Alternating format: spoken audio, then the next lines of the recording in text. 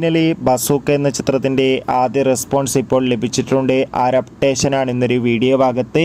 വീഡിയോയ്ക്ക് മുൻപ് video like ചെയ്യുക, ചാനൽ സബ്സ്ക്രൈബ് ചെയ്യാൻ വേണ്ടി ശ്രമിക്കുക.